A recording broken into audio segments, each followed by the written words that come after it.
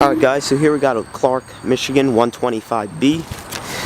So this one's also equipped with a box plow, and this is a perfect example of how the skids on it can be replaced. These were obviously just replaced.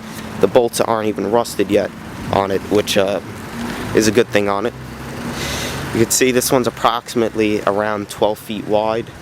This one has the supports for it on the side of it. Now if we come over here, you can see the bucket. The bucket for the machine is just the material handling's bucket with the flat edge on it, but it's kind of hard to see. This one's 5 yards. The buckets for the machines can be a spade nose bucket, which is 4 yards. A straight edge rock is also 4. General purpose 4.5. Material handling's 5, and light material 6. So you can see you get a wide variety of buckets. I'm sure you could also get some aftermarket forks and log forks and whatnot.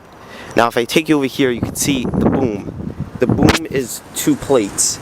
That provides maximum strength and protection for the components, like the Z-bar linkage that you see. The linkage is called the inline linkage, which obviously, since it's in line of the 2 casts on the boom, I'm going to show you closer, but the linkage, the boom is just massive pieces of steel.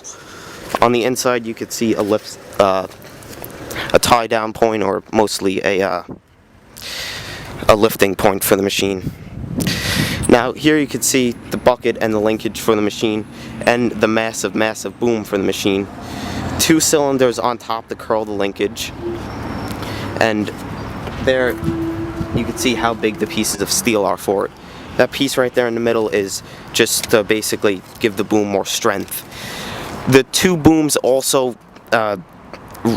give it less torsion, which is twisting of the boom. And here you could see another of the bucket.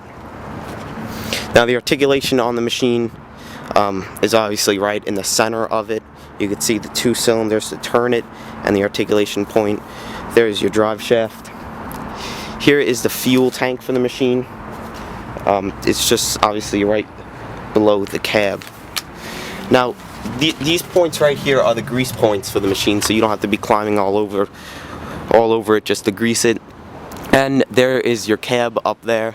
You can see it's differently designed and everything.